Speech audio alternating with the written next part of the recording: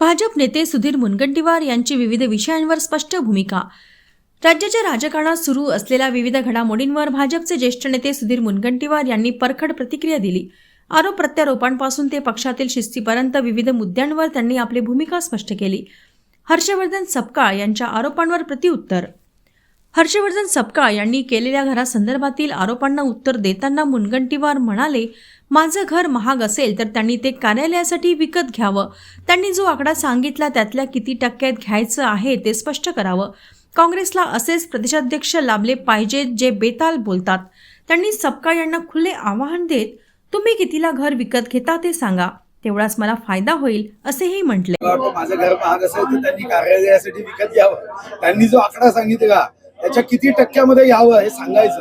कारण असं आहे की असेच अध्यक्ष काँग्रेसला लाभले पाहिजे जे अशा पद्धतीने बेताल बोलतात।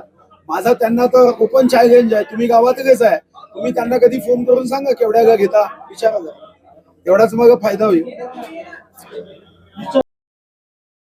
देशपांडे यांच्या आरोपांवर प्रतिक्रिया। शिवसेना मनसे वादाच्या पार्श्वभूमीवर संदीप देशपांडे यांनी केलेल्या आरोपांवर बोलताना मुनगंटीवार म्हणाले की देशपांडे मुंबईत बसून माहिती घेत असावेत। मनसेचे काही नगरसेवक शिंदेकडे गेल्यावर असे आरोप झाले। हा बदला चुकवण्याचा एक कलमी कार्यक्रम आहे, कोणी या आरोपांकडे गंभीरतेने पाहू नये। संदीप देशपांडेंचा आरोप हा शिवसेना मनसेच्या भांडणाच्या संदर्भातला आरोप आहे। असं वाटतं की त्यांना मुंबईमध्ये बसून या संदर्भात नगरसेवकांच्या बद्दलची माहिती द्यावी। असं आहे राजकारणामध्ये अशा पद्धतीचे आरोप प्रत्यारोप, ते दोन सख्खे चुलत भाऊ आहे, दोन सख्खे मावस भाऊ आहे। इथं काही ठिकाणी मनसेचे नगरसेवक जेव्हा मान्य एकनाथ शिंदे साहेबांच्या सोबत गेलेत तेव्हा त्यांच्यावर असेच आरोप झालेत आणि म्हणून हा बदला चुकवण्याचा एक कलमी कार्यक्रम आहे, याकडे फार गंभीरतेने कोणीही लक्ष देत। जोरगेवार यांनी मंत्रिपद नाकारल्याच्या चर्चेवर मुनगंटीवार म्हणाले, काही महिन्यात सर्व स्पष्ट होईल। बिरजू पाझारे हा निष्ठावान कार्यकर्ता आहे, त्याच्या उमेदवारीसाठी आधीही प्रयत्न केले आणि पुढेही करू। 2019 मध्ये योग्य वेळ डोस दिला जाईल। डिलिमिटेशन नंतर काय होते ते सर्वांनाच काही महिन्यात लक्षात येईल। आणि बिरजू पाझारे या पक्षाचा निष्ठावान आहे, हा विष्ठा खाणारा उमेदवार नाही आहे। तो निष्ठावान असल्याने त्यांनी काही 10 पक्ष बदलले नाही, त्याच्या उमेदवारीसाठी मी गेलो, पुढेही जाईल।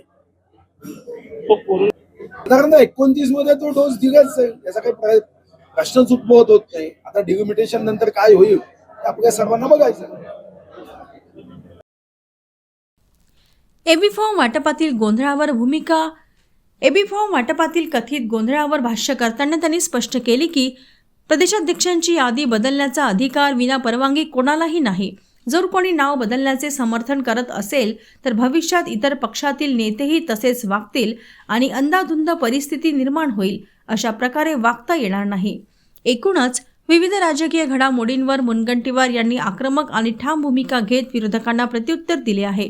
त्यांच्या या वक्तव्यामुळे जिल्हा आणि राज्याच्या राजकारणात पुन्हा एकदा चर्चा रंगण्याची एक गोष्ट लक्षात येत नाही, प्रदेश अध्यक्षाची यादी बदलण्याचा अधिकार हा महाराष्ट्रामध्ये विना परवानगीचा कोणालाही नसतो। तुम्हीच ठरवायचं का? उद्या एबी फॉर्म हा पक्षांनी ज्यांना द्यायला यादी केली, आपल्याला ठरवण्याचा अधिकार नाही आहे। पक्षाकडून तशी अनुमती घ्यावी लागते आणि समर्थन केलं जात आहे की हो आम्ही बदललं, तर निश्चितपणे भविष्यात मग या गोष्टीच्या संदर्भामध्ये इतर पक्षाचे नेते पदाधिकारी जर तसे वागले तर मग मात्र पक्षामध्ये मोठी अंधाधुंद होणार आहे। अशा पद्धतीने वागता येत नाही की पक्षाच्या अध्यक्षांनी दिलेली यादी बदलणं।